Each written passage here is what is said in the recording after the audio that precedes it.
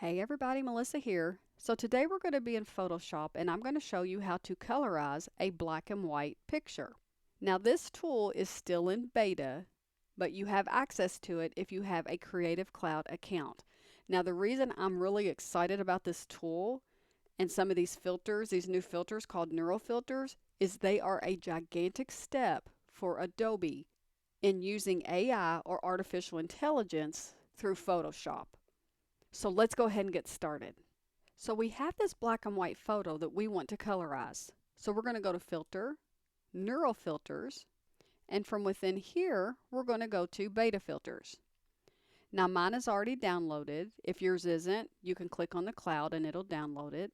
And I'm going to turn it on and watch what happens over here. The photo has been scanned. And this is what it thinks it should look like, which is fairly close if you're driving through, say, Arizona or someplace like that. This is pretty accurate. You're going to have browns and greens. There's going to be the hills that are going to be brown, a little bit of maybe green here and there in the grass. The bushes up here are brown and green. So that's fairly accurate. But let's just say you're like, I want to change some things. So we have a couple options. We can change the scene itself. Let's just say we want to make it more red or clayish looking. So that looks like it's more clay, dirt. Okay. Let's say we want to make it more, we'll try blue. I don't know that it'll look natural, but we'll try blue.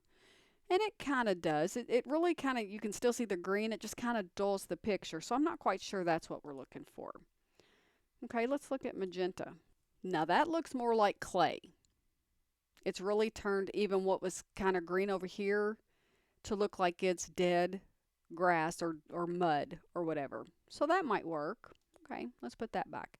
Now, I don't generally mess with the focus color of the scene itself because I'm going to change some things up here that are going to override this. Ooh, that's going to be fun. So let's just say we want to change the color of the sky. We're fairly happy with this, but we want to change up here. If we go to click to edit focal points and we click up here, let's just say we want to make a bluer sky. And let's tell it, okay, watch what happens. Oh, how neat. I'm really excited about this tool. So now it looks like the sky's blue. It lightened up some of the white clouds, which is really neat. If we wanted to change, say, over here and make this a little bit more brown. Okay, let's click over here and let's change our color. Let's make it a dark brown and tell it okay. So if you notice, it darkened up here, but it's kind of left the road alone. That is artificial intelligence, and that is really neat to me. So our output, we always want to make it a new layer. We don't want to duplicate it or anything like that. Let's make it a new layer, and I'll show you why. So now, when it takes us out of the neural filters, we have a layer, in addition to our background layer, that we can actually make changes to like we would any other layer. We can add a glow, we can add a frame, we can add anything. We can add text, we can do whatever because it has created a new layer in addition to our background layer. And that is how you colorize a black and white picture in Photoshop. If you found this video helpful, please give it a thumbs up. If you'd like to see more content like this in the future, please be sure to subscribe to my channel before you go. And if you have any questions, feedback, or suggestions for future content, drop me a comment.